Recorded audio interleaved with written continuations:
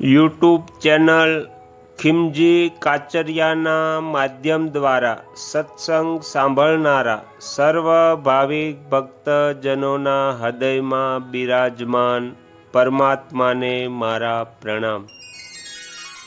આજે આપણે શ્રીમદ ભગવદ્ ગીતામાં 4થા અધ્યાયના 3જા શ્લોકનું વિસ્તારથી વર્ણન સાંભળીશું। હરિ ઓમ।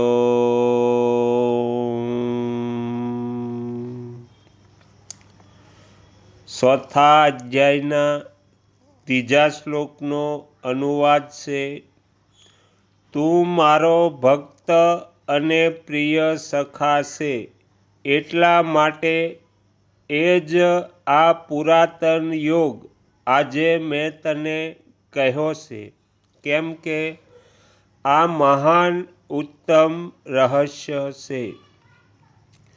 તો આ હતો 3જા શ્લોકનો અનુવાદ। હવેનું વિસ્તારથી વર્ણન સાંભળીશું।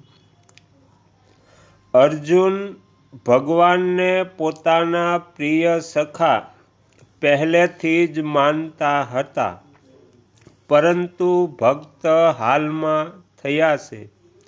અર્થાત અર્જુન સખા ભક્ત તો પુરાણા છે, પરંતુ દાસ ભક્ત નવા છે। આદેશ અથવા ઉપદેશ દાસ અથવા શિષ્યને જ દેવામાં આવે છે, સખાને નહીં। અર્જુન હવે ભગવાનને શરણે ગયા ત્યારે જ ભગવાનના ઉપદેશનો આરંભ થયો।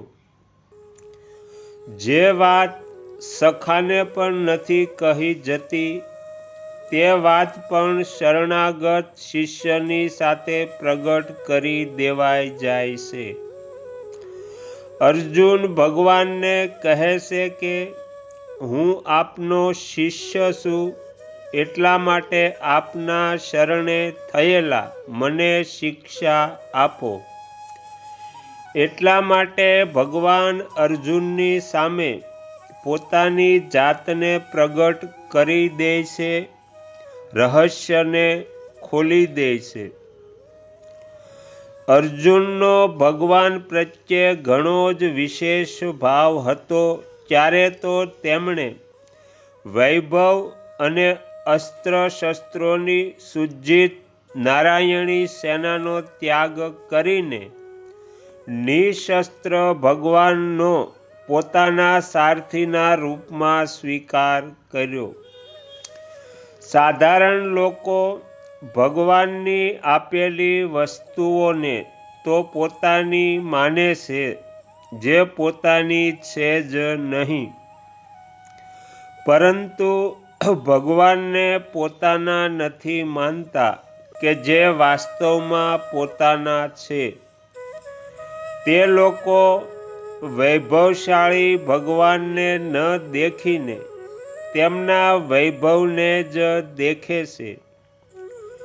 વૈભવને જ સાચો માનવાથી તેમની બુદ્ધિ એટલી ભ્રષ્ટ થઈ જાય છે કે તેઓ ભગવાનનો અભાવ જ માની લે છે, અર્થાત ભગવાન તરફ એમની દ્રષ્ટિ જતી જ નથી।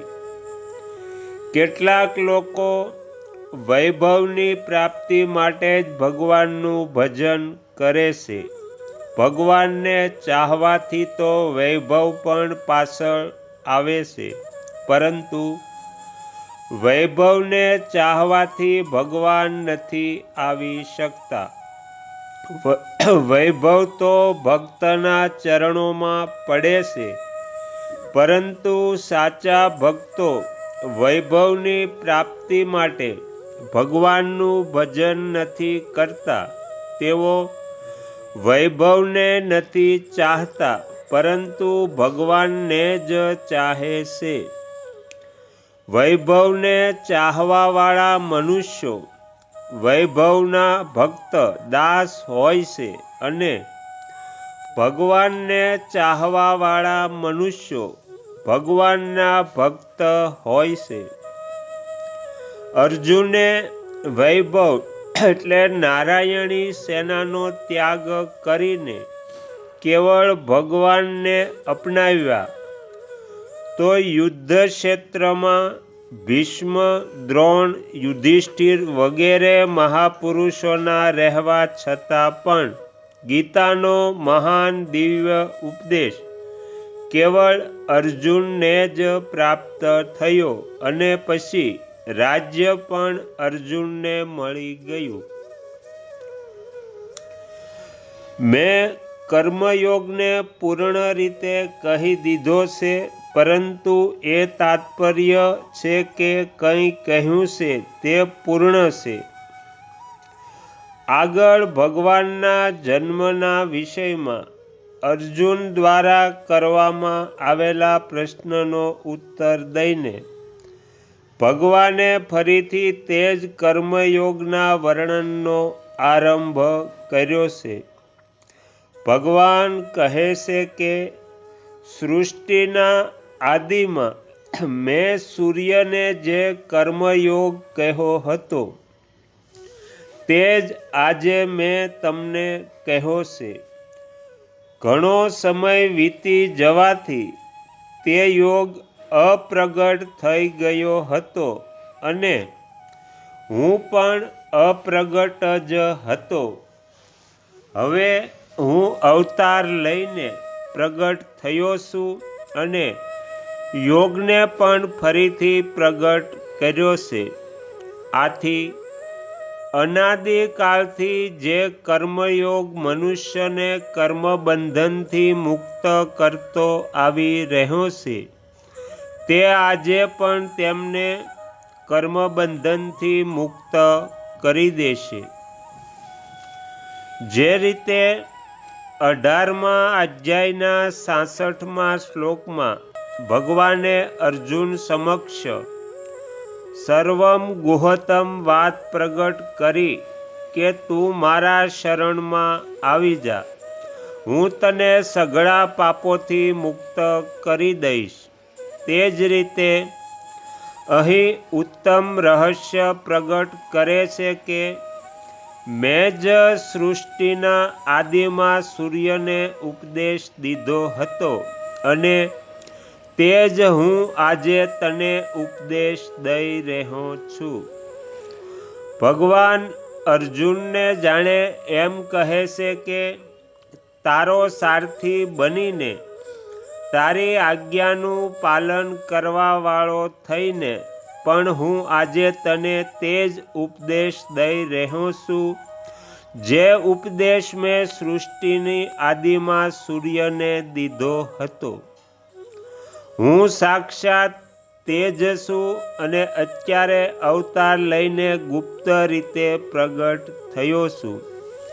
આ ઘણી જ રહસ્યની વાત છે. આ રહસ્યને આજે હું તારી સમક્ષ પ્રગટ કરી રહ્યો છું, કેમ કે તું મારો ભક્ત અને પ્રિય સખા છે. સાધારણ મનુષ્યની તો વાત જ શું, સાધકની દ્રષ્ટિ પણ ઉપદેશ પ્રત્યે વધારે અને ઉપદેશક પ્રત્યે ઓછી જાય છે.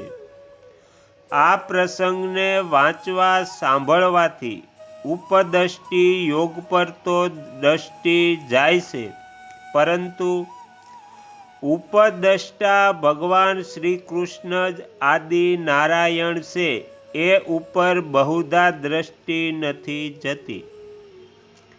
જે વાત સાધારણ રીતે પકડમાં નથી આવતી તે રહસ્યની હોય છે.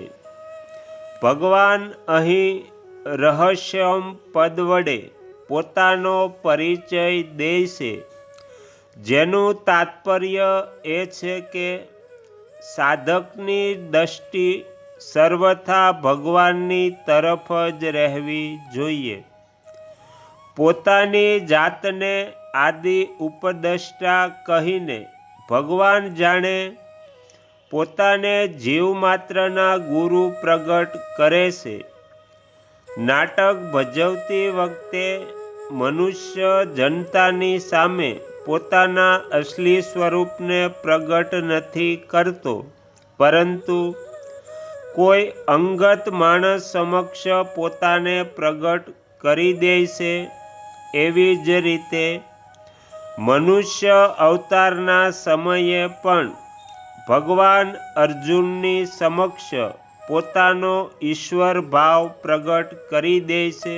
આ જ ઉત્તમ રહસ્ય છે. કર્મયોગને પણ ઉત્તમ રહસ્ય માની શકાય છે. જે કર્મો વડે જીવ બંધાય છે, તે જ કર્મો વડે તેની મુક્તિ થઈ જાય છે. તો અહીંયા શ્રીમદ ભગવદ્ ગીતાના 4થા અધ્યાયના 3જા શ્લોકનું વિસ્તારથી વર્ણનનો પહેલો ભાગ સમાપ્ત કરીએ છીએ.